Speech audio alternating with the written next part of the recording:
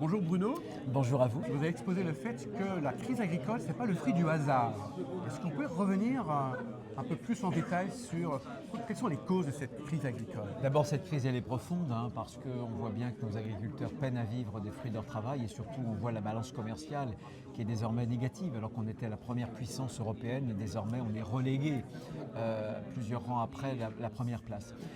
Les raisons, elles sont de trois ordres. D'abord, c'est l'effondrement de la compétitivité.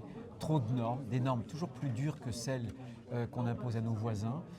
Une agriculture finalement administrée, ce que j'ai appelé pour l'économie en général le social-étatisme, donc finalement des semelles de plomb pour nos agriculteurs. Ça c'est la première raison. La deuxième raison c'est aussi l'agribashing. C'est non seulement un discours mais c'est une sorte de guerre méthodique livrée à nos agriculteurs par tous les moyens juridiques, parfois avec de la violence, parfois avec des associations militantes qui ont profondément découragé nos agriculteurs. Et puis enfin, la montée en gamme, qui n'est pas mauvaise en elle-même, mais on a oublié en réalité de produire aussi pour le quotidien des Français à un prix abordable. Et on a fait cette montée en gamme au moment où les Français s'appauvrissaient.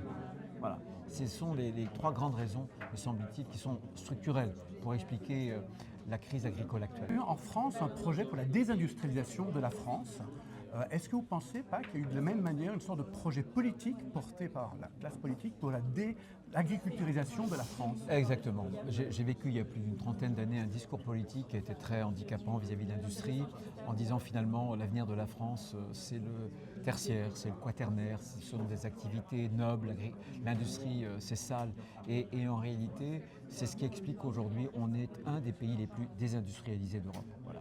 Bien pour l'agriculture c'est exactement la même chose. Ça a été un discours où on a contraint la production, où on a pointé du doigt, culpabilisé nos agriculteurs et en fait on a perdu des parts de marché avec finalement cette attitude stupide qui consiste à importer des produits de plus en plus qui n'ont pas du tout la même qualité, y compris environnementale, que nos propres standards de production.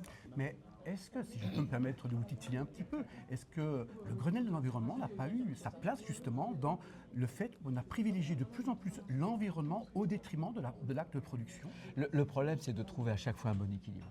Souvent, et c'est souvent le problème de la politique, de la communication, c'est que, et peut-être du tempérament français, c'est qu'on procède par des embardés. Bien sûr qu'il faut protéger l'environnement. Et il y a des pratiques aujourd'hui qu'on ne supporterait pas. Il est hors de question d'y revenir. Simplement, ce que moi je veux, c'est que ce qu'on autorise partout en Europe, on puisse l'autoriser en France. Voilà, c'est les mêmes conditions. On fait partie, justement, les 27 pays européens, d'un grand marché intérieur. Au nom de quoi on interdirait des molécules ou des pratiques qu'on autorise ailleurs, alors que du coup les produits viendront en France. Ça n'a pas de sens. C'est ce qui désespère nos agriculteurs. Je voudrais aller un tout petit peu plus loin dans la réflexion. 70% de la production agricole est achetée par les transformateurs français en fait, dans le marché. Et la France, Annie Genevard l'a dit, la France est devenue une sorte de producteur de matières premières. Est-ce que dans votre programme, vous avez une réflexion sur comment apporter de la valeur ajoutée grâce à la transformation? Parce que finalement, les gens achètent de plus en plus des produits qui sont transformés et on exporte même de la matière première qui nous revient en forme de produits transformés. Quelle est là-dessus votre position? Écoutez, il y a quand même un problème. J'étais l'autre jour, il y a quelques jours, dans un moulin, dans une entreprise de taille intermédiaire agroalimentaire qui fabrique de la farine. Il y a 15 ans, on était exportateur net. Aujourd'hui, on est importateur net alors qu'on a la plus grande surface céréalière des 27 pays européens. Moi, je pense qu'il y a plusieurs marchés. Il ne faut pas opposer les agricultures les unes vis-à-vis des autres. Il y a des agricultures. Il y a une agriculture biologique, il y a une agriculture de niche, il y a la montée en gamme. Mais il faut aussi produire la matière première, y compris pour nos fleurons agro-industriels, y compris, c'est le cas dans l'Ouest où on a beaucoup d'entreprises de taille intermédiaire, les Fleurs et Michon, mais aussi les Sodebo, etc., qui ont besoin d'avoir justement cette matière première. Simplement, c'est toute l'économie française et pas seulement l'agriculture qu'il faut rendre plus compétitive. Très bien, merci beaucoup. Merci.